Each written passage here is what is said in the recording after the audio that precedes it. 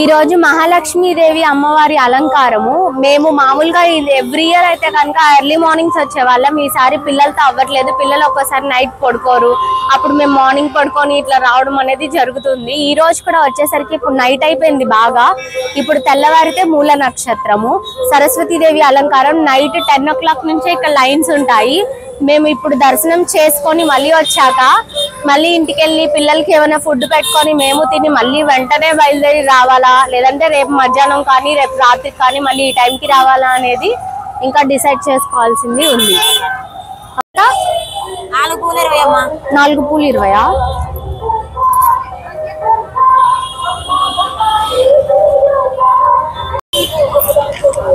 ఏమండి ఇప్పుడు మూలా నక్షత్రంకి ఎన్నింటి నుంచి అలౌ చేస్తారు? పొద్దున్న 4 గంటలకి. ఓకే, లైన్ లో అయితే రాత్రికే మొదలు అవుతుంది. 4:20 అమ్మా. 4 పూలు 20.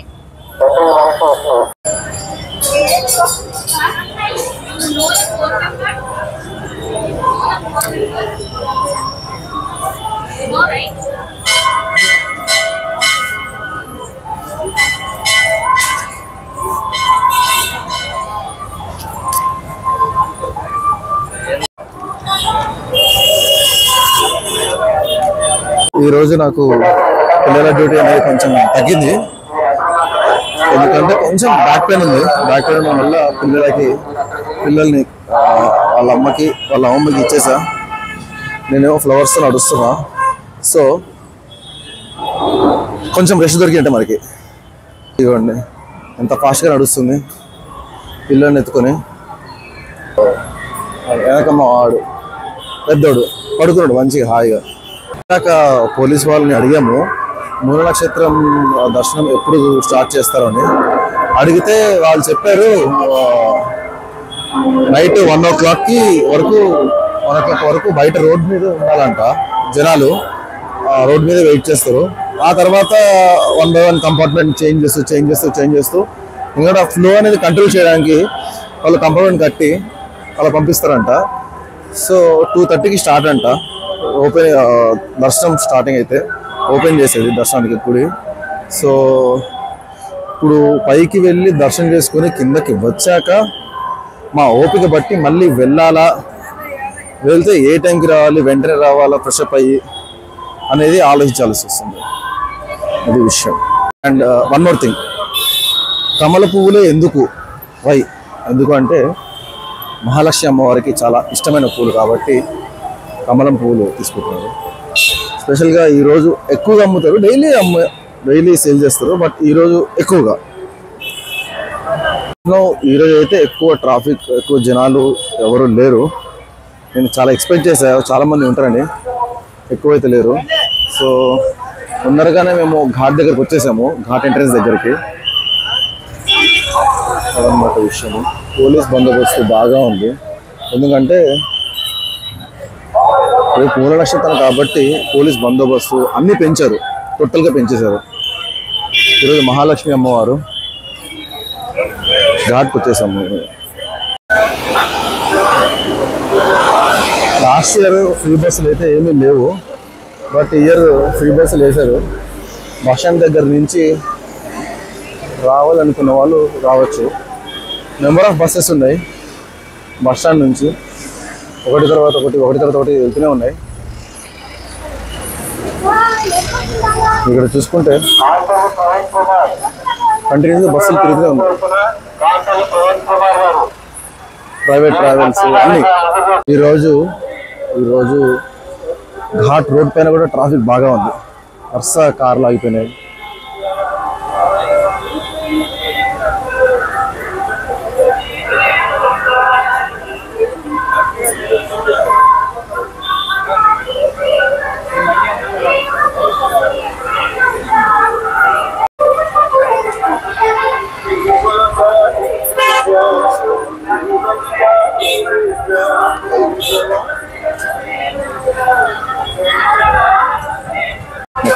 మొత్తం వాటర్ బాటిల్స్ పెట్టేసి ఉంచారు ఇక్కడ.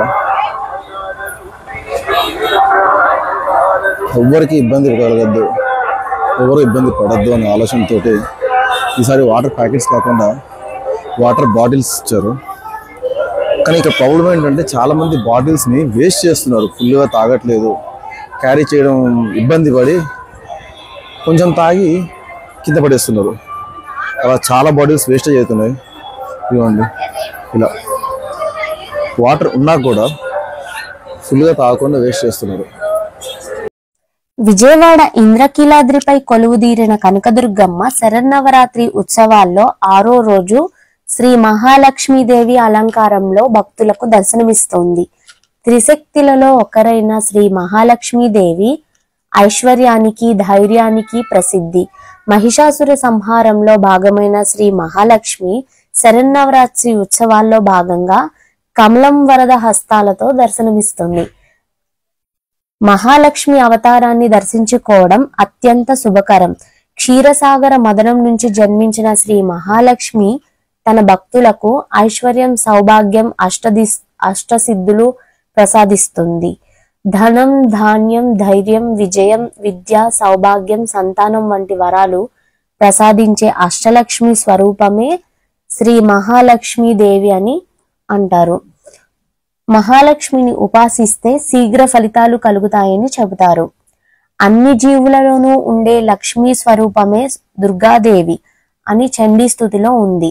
అందుకే దసరాలో మహాలక్ష్మిని పూజిస్తే అన్ని శుభాలే కలుగుతాయంటారు. సంపదకు ప్రతిరూపం అయిన లక్ష్మీదేవిని పూజిస్తే సకల దారిద్ర్యాలు తొలగిపోయి సిరి సంపదలు కలుగుతాయని భక్తుల విశ్వాసం.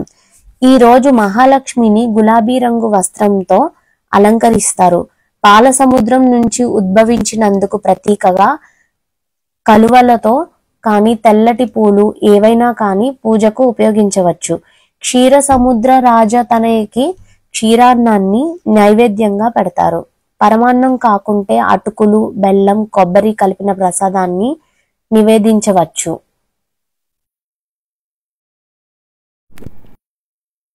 అమ్మవారికి సంబంధించిన ఒక పాట పాడదాం అనుకుంటున్నాను నేను ఈరోజు. కలగంటిని నేను కలగంటిని, కలలోన అమ్మను కనుగొంటిని. కలగంటిని నేను కలగంటిని, కలలోన అమ్మను కనుగొంటిని. ఎంత బాగున్నదో నన్ను కన్నా తల్లి, ఎంత బాగున్నదో నన్ను కన్నా తల్లి. ఎన్నాళ్ళకెన్నాళ్ళకగుపించే మళ్ళీ, ఎన్నాళ్ళకెన్నాళ్ళకగుపించే మళ్ళీ. కలగంటిని నేను కలగంటిని, కలలోన అమ్మను కనుగొంటిని.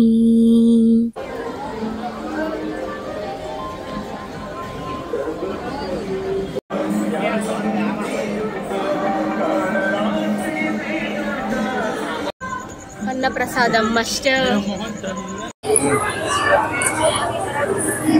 మామూలుగా ఈరోజు త్వరగా ఇంటికి వెళ్ళిపోయి రెడీ అయిపోయి మళ్ళీ వచ్చేద్దాం అనుకున్నాము. కానీ ప్రసాదం వాసన రాగానే అలా క్రాస్ అవుతుంటే మళ్ళీ లోపలికి రావాలనిపించింది. ఈరోజు కూడా ప్రసాదంలో కదంబం పెట్టారు.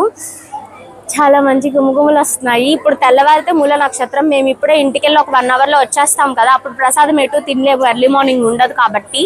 లాస్ట్ రోజు ఎక్కువ రష్ ఉంటుంది. ఆ రోజు కూడా నిలబడిన ఓపికను బట్టి తింటాం, లేకపోలేదు. సో అందుకని వాళ్ళ ఖాళీగానే ఉంది కదా, మిస్ చేసుకోవద్దని మళ్ళీ లోపలికి వచ్చాం. ఈ రోజు లక్ష్మీదేవి అలంకారం మంచిగా జరిగింది. ఈ రోజు కూడా అన్ని లైన్స్ ఫ్రీగానే పంపించారు. పిల్లలు ఉండడం వల్ల ఇంకా ఎక్కువ మంచిగా త్వరగా వెళ్ళడానికి దారి ఇచ్చారనమాట. సో దర్శనం అయితే కంప్లీట్ అయిపోయింది. ఫాస్ట్ గానే కిందకి వచ్చేసాము. లక్కీగా ప్రసాదం కూడా దొరికింది. మేము తినేసి రాగానే ప్రసాదం అయిపోయింది అన్నారు. ఓకే, ఇప్పుడు ఫాస్ట్ గా ఇంటికి వెళ్ళి రెడీ అయ్యి మళ్ళీ ఇప్పుడే ఒక 1 అవర్ లో మళ్ళీ ఇక్కడికి వచ్చేస్తాము. ఇక్కడికి వచ్చాక అప్డేట్స్ ఏంటో మళ్ళీ నెక్స్ట్ వీడియోలో అప్లోడ్ చేస్తాము.